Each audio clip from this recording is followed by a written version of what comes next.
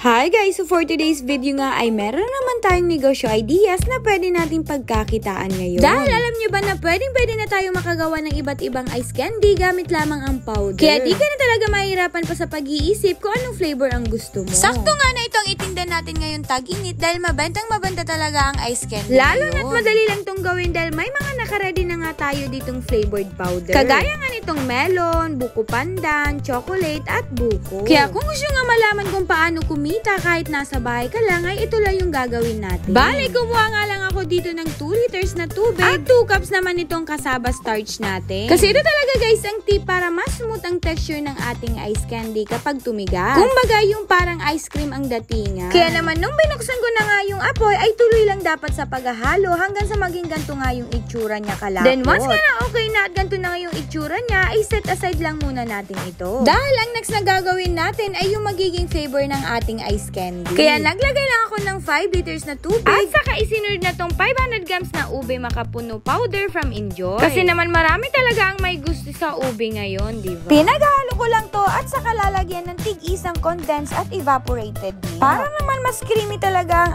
ating ice candy. Kaya para tumamis pa lalo ay naglagay din ako dito ng ating 3/4 kilo ng asukal. Kaya naman after natin lagyan ng asukal ay isunod na nga natin dito yung naluto nating cassava starch. Tapos ipaghalo lang natin ng mabuti para humalo talaga yung mga nilagay nating mga ingredients. Oh, diba? Sobrang dali nga lang ang paggawa ng ice candy, kaya kayang-kaya nyo din tong gawin. So, para matikman at maitinda na nga natin to, ay ibabalot na natin to sa plastic na ang size ay 2x10. Nakadepende na nga sa inyo guys kung anong size ang gagawin yung ice candy kasi depende yan sa pagpe-presyo natin. Itong sa amin kasi ay mura lang namin ibebenta sa halagang 5 pesos para afford lang talaga ng lahat. Kaya naman nasa gantong size nga lamang ito, yung tama lang at di gaano kalaki. Para naman marami nga tayong magawa at doble pa din ang tubo at kita natin. Sa pagtatali naman pala ng ice candy ay ganito nga lang yung ginagawa ko. And dapat maigpit na maigpit talaga yung pagtatali natin para maganda yung pagkakatigas niya sa ating freezer. At once kang naibalot na natin at naubos na natin yung mixture, ay saka naman natin to papatigasin ng overnight. Para naman maging ganito nga yung itsura niya at sobrang tigas talaga. Nakagawa nga ako ng 120 pieces na ube makapuno ice candy sa isang balot lamang ng Enjoy powder. Ang ikinaganda kasi sa Enjoy ay bukod sa pwede imaitimpla yun sa palamigan, ay pwede din pala siya sa ice candy. Kaya sobrang dali lang talaga gumawa, diba? Tapos di ka talaga dito malulugi basta may sipag at syaga ka lang sa pagbebenta. Lalo na ngayong sobrang init talaga ng panahon. Kaya kung gusto nga itong itry, ay itry nyo na. Kaya yun lang guys. Thank you for watching.